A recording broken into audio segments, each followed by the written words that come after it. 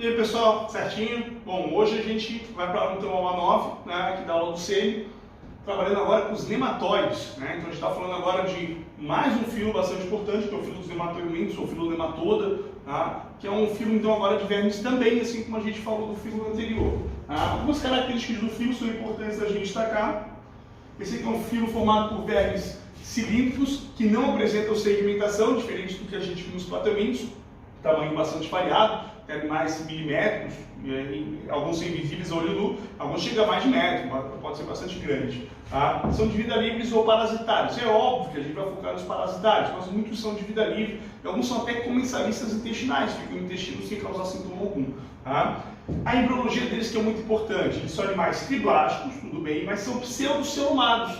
Olha só que novidade interessante, base da modular que foi trabalhada essa semana. Tá? Os animais triblásticos aqui que a gente destaca, os animais pseudocelomados que a gente destaca, são que tem o chamado falso celoma. Para a gente identificar o que é isso, a gente tem essa imagem. Olha só, aqui a gente tem um plateuminto. O plateuminto tem os três folhetos, ectoderme em azul, mesoderme em vermelho, e aqui essa linha interna é a endoderme, que forma então o trato digestório do animal. Como ele não tem nenhum outro tipo de cavidade além da digestória, então ele é chamado de acelomado, sem celoma. Aqui a gente tem então um anerídeo, que é o filo da próxima aula da semana 10. A gente tem aqui então, por fora, a ectoderme, no meio temos a mesoderme, e em amarelo nós temos a endoderme. O que a gente consegue notar é que temos a cavidade digestória, porém além da cavidade digestória, temos uma outra cavidade. Essa cavidade, se vocês notarem, ela fica entre dois folhetos. Na verdade, não entre dois folhetos, ela fica dentro de um folheto, né? Fica dentro da mesoderme, inserida na mesoderme. Então, como essa cavidade está dentro de um folheto, essa é a cavidade verdadeira. Então, o animal é chamado de celomado. Tá? Diferente do que acontece aqui, então, no nematóide. O nematóide ele tem ectomeso e endoderme. Só que, além da cavidade digestória, ele tem uma outra cavidade.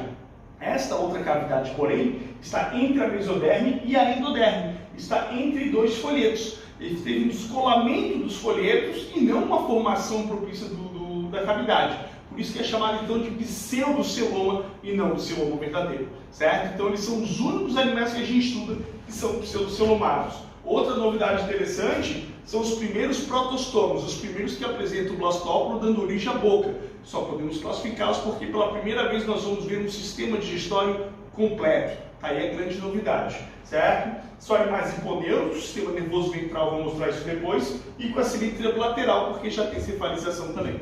As características embrionárias são extremamente importantes nesse grupo, certo? Continuando com as características em geral, nós temos aqui o sistema tegumentar deles, são animais que apresentam uma epiderme unistratificada, uma camada só de células, e são animais que são revestidos por uma cutícula protetora.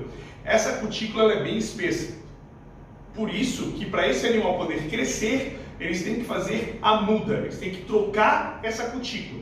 E nessa muda, a gente dá o nome dela de ecdise. Então existem dois grupos de animais chamados de ecdiozoários, que a gente estuda. São os nematóides e os artrópodes. Então olha só que interessante, né? Artrópodes e nematóides são grupos semelhantes, tá? Grupos que vêm de uma mesma origem nesse sentido, porque são ecdiozoários, fazem muda para o seu crescimento. Esse destaque é interessante quando a gente fala de filogenia e tudo mais, certo? Bom, continuando, a gente também tem aqui o sistema digestório desses animais, que pela primeira vez, como a gente falou, é um sistema digestório completo, ou seja, tem boca e ânus. Qual que é a vantagem disso? O sistema digestório completo, ele faz com que a digestão seja unidirecional, comece de um orifício e siga para o outro, certo? Como ela é unidirecional, eu posso compartimentalizar ela, e nessa compartimentalização eu posso trabalhar com digestões diferentes em cada local. Dessa maneira, qual que é a vantagem? A gente tem com isso, com esse processo de digestão diferenciada, uma melhor função do sistema digestório. Ele funciona melhor, começa a quebrar mais substâncias e dessa maneira facilita também a absorção de nutrientes. Ele fica mais eficiente. Então foi uma grande vantagem a presença de um sistema digestório pela primeira vez completo. Então isso é um fato bastante interessante dentro desse grupo. Certo? Bom, além disso, a gente tem aparelhos bucais variados. Aqui nós temos a boca trilabial da lombriga tradicional, né? Que é o Ascaris. Temos aqui o Necator, que tem essa placa. Essa placa é formada de quitina. Sim, a quitina que a gente fala de artrópodes, geralmente e tudo, ela é encontrada em vários outros animais do seu aparelho bucal, inclusive no Mercator e também no Ancylostomum, com esses dentões aqui que fazem um estrago danado, certo? Bom, além disso, são animais que a gente vai ver aqui ainda outros dois sistemas que a gente tem que focar, que é o sistema excretor e o sistema nervoso. Por que a gente tem que focar esses dois e não o sistema circulatório e respiratório?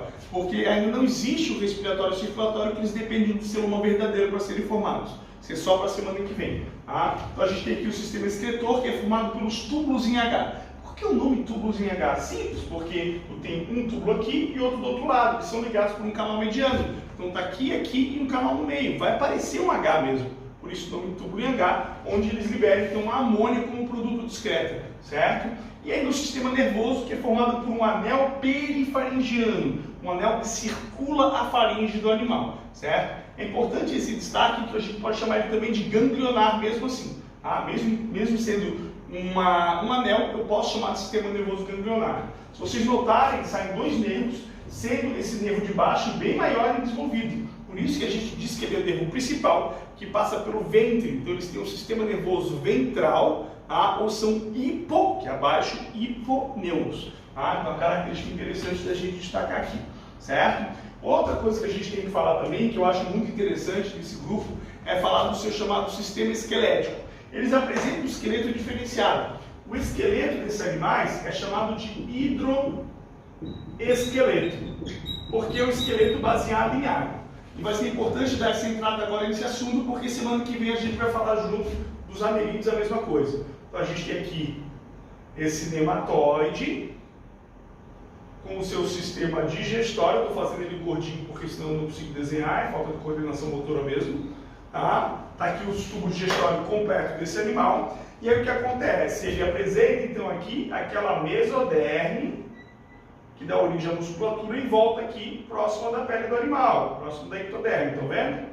Então aqui a gente tem a musculatura dele. Eles apresentam somente musculatura longitudinal. Então é interessante que por causa disso eles só conseguem se mexer de um lado para o outro, assim e para cima, eles não conseguem ir para frente. Tá? E aí, aqui eles apresentam um líquido. Esse líquido que preenche aqui o animal é o líquido pseudocelomático, o líquido que forma o pseudoceloma deles. O que acontece? O animal contrai e o líquido se dilata de acordo com o local do movimento e gera um movimento para o animal. Por exemplo, se ele contrai essa musculatura e essa ele relaxa, o líquido vai ser deslocado para onde contraiu e esse aqui que relaxou vai jogar para lá também. Ele faz esse movimento. Se for esse contraindo e esse relaxando, movimento contrário. Então essa movimentação lateral tem a ver com esse esqueleto que ajuda na sustentação, além de a sustentação ajuda na locomoção e também ajuda na distribuição de nutrientes, porque automaticamente funcionaria como um meio propício para a dispersão de nutrientes no corpo do animal. Então são características importantes que a gente vai ver também no próximo grupo, que são os anerídeos, certo? Bom, para a gente finalizar as características desse grupo, nós temos aqui então a sua reprodução. Esses animais são, na sua grande maioria, animais dioicos, com raras exceções monóicas, tá? Tem um dimorfismo sexual bem acentuado. Várias espécies têm. A mais tradicional é o ascaris, é a lombriga, que é o foco geralmente dessa doença, desse grupo. Nós temos aqui a fêmea e o macho, a gente consegue ver que a fêmea é bem maior que o macho, né? Isso é um fato interessante. E o macho tem a caudinha torta. Essa caudinha torta ela apresenta um esporão que é uma espícula. São duas, na verdade, que o macho ancora para poder prender a fêmea sexual. Como eles não têm mão, fica meio difícil de abraçar, então eles ficam na frente assim, bem bravo do sexo selvagem. E aí dessa maneira ele consegue fazer o ato sexual com o animal. Fases larvais são bastante variáveis de acordo com os grupos, certo? Passando esse apanhado geral, a gente pode primeiro então para a primeira doença que vai ser comentada, que é a ascaridíase. Agora sim a gente começa as bicheiras, né? Começando então aqui com a doença chamada de ascaridíase, também chamada de bicheira, de verme. Quando se fala verme, geralmente é essa doença que a gente está se referindo. A ascaridíase é causada pelo verme chamado de Ascaris lumbricoides.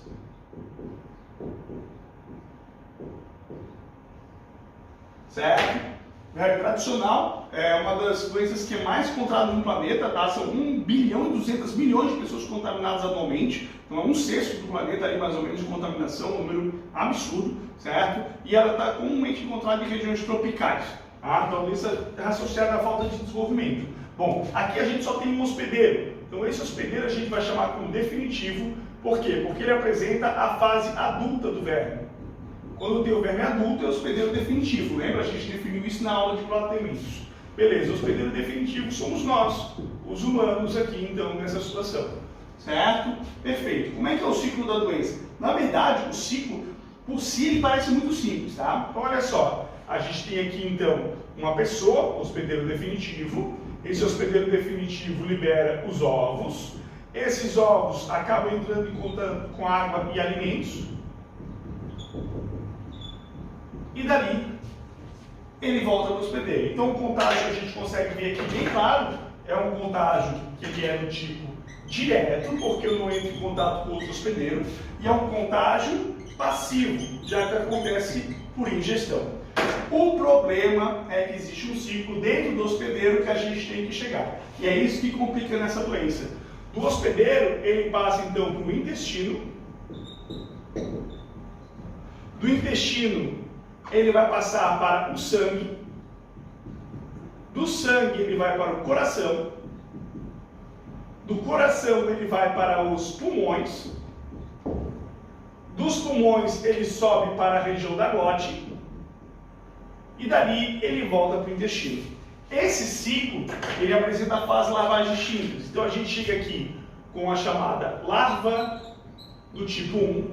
Aqui vai para a larva 2, e quando chega aqui nos pulmões, indo para a glote, ele vai para a larva chamada de larva 3. É interessante destacar que quando ele chega nos pulmões, ele causa perfuração nos alvéolos. Isso pode causar uma infecção, que é a chamada pneumonia. Uma pneumonia eumíntica, uma pneumonia causada por vermes. Então, isso é um fato bem atípico que acontece nessa verminose, certo? Esse ciclo, então, aqui, a gente dá um nome especial de ciclo de Loss, ou ciclo cardiorrespiratório, tá? Então, existem duas fases desse verme no corpo, duas entradas. Uma que é a ingestão dos ovos e outra que é a sua fase larval passando pelo intestino. Então, pelo intestino, ele vai passar duas vezes. Na verdade, pelo trato digestório como um todo, né? Primeiro com o ovo pela ingestão, depois com fase larval pelo ciclo de Loss. Então isso é um fato interessante que a gente tem que colocar nessa doença, certo? Então, só para destacar como é que isso aqui acontece, a gente vê então aqui a ingestão do ovo, certo? Passa então para o intestino vai migrando pelo sistema circulatório até chegar nos pulmões, sobe e desce novamente para formar então o chamado ciclo de Loss. É um diferencial dessa doença. A doença em si não é tão problemática, mas o ciclo de Loss é algo bem interessante para os vestibulares. Tá? Quais são as suas características dessa verminose? Sintomas: dores abdominais. Por que dores abdominais? Porque além de a gente ir, no caso, causando verminose no corpo, esse ciclo ele pode se manter constante, ou seja, o verme lá dentro do intestino, em vez de os ovos saírem, os ovos podem ficar no intestino e formar a chamada autoinfestação. E tu vai aumentando a população de vermes do teu corpo. Então tu vai ter dores abdominais porque tem uma rave acontecendo ali, né? Uma coisa bem problemática, certo? Diarreia inicialmente, mas depois constipação, que é a prisão de ventre pelo grande número de vermes, principalmente por um fenômeno que a gente chama de bolo de vermes. A gente consegue ver aqui então vários vermes de tamanhos diferentes, porque são gerações distintas e de sexos distintos também, certo? Eles vão entupindo ali a cavidade digestória, dificultando a saída das fezes, causando constipação, febre, náusea, irritabilidade, insônia, aqueles sintomas desgraçados. Se a infestação está muito grande, pode acontecer de eles acabarem saindo pelas fezes, certo? Aqui só para lembrar que parece um macarrãozinho que vocês comiam, e vai sair pelas fezes. Ocasionalmente pode sair também pelo nariz e tudo mais. Crianças podem vomitar o verme, mas pode ocasionalmente estar saindo nessa situação porque o menino infelizmente entrou em óbito.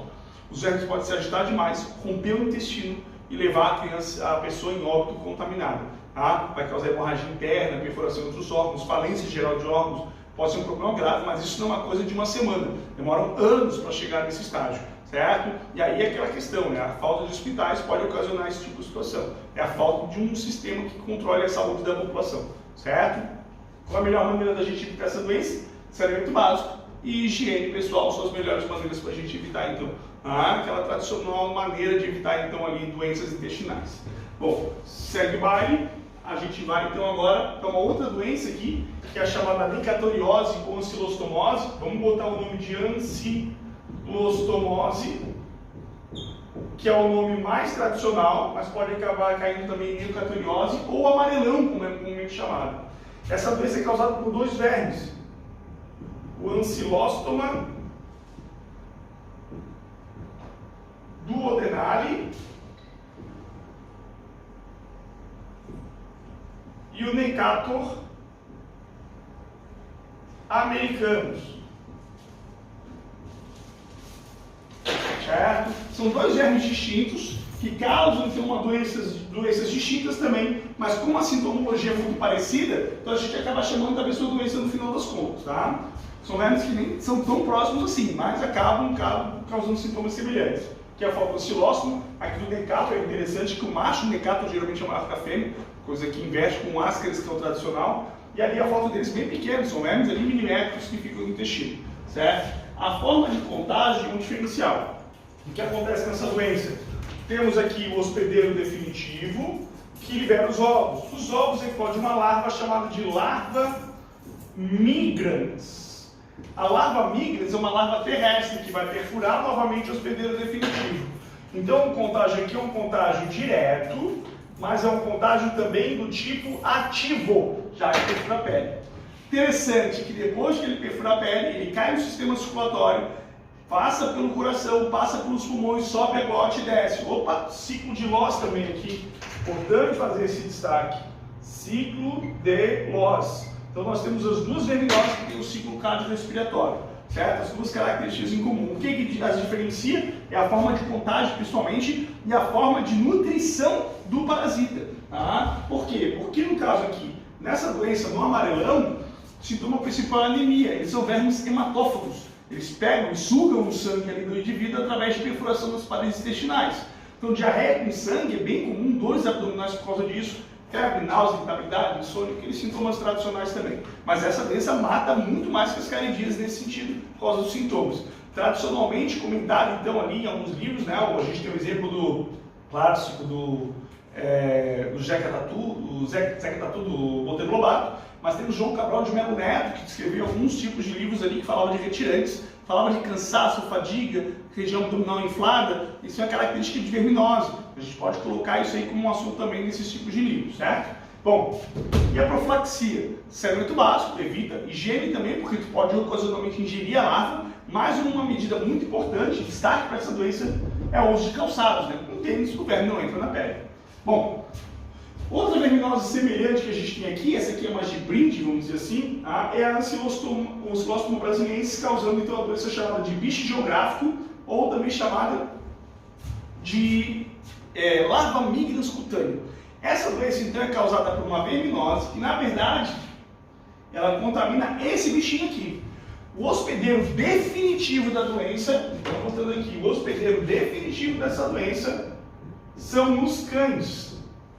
Certo? Esse é um problema, porque é um amarelão de cachorro, vamos dizer assim. Com isso, o que acontece? O cachorro tem esse ciclo, o ciclo de Loss, tem todos esses ciclos tradicionais.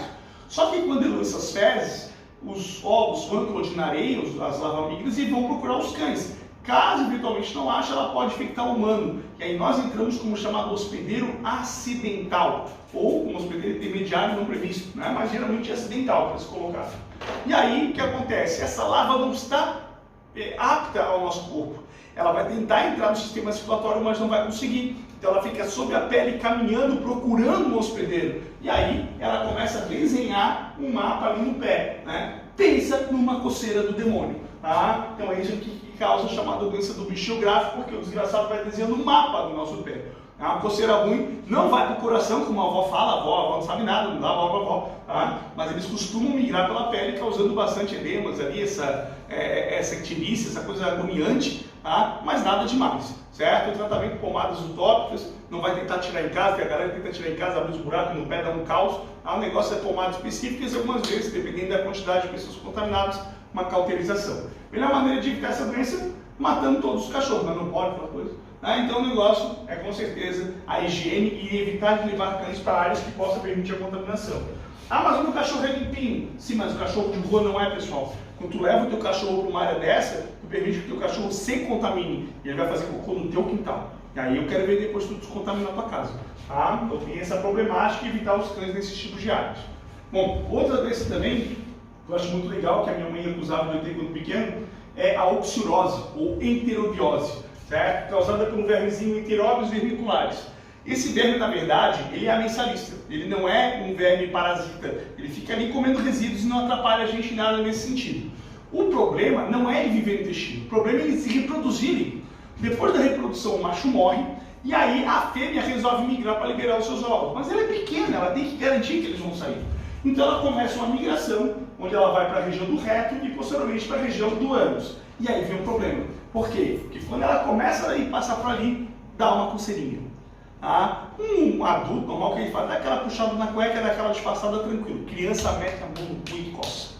Mas coça até rasgar, não quer nem saber, ela coça agoniada, né? E aí ela tá lá almoçando, não para em cima da cadeira, aí a mãe olha para a criança e fala, para quieto, eu tô coçando, tá com o bicho carpinteiro. Pronto, é essa doença, bicho carpinteiro, mas a gente chama de bicho do cu.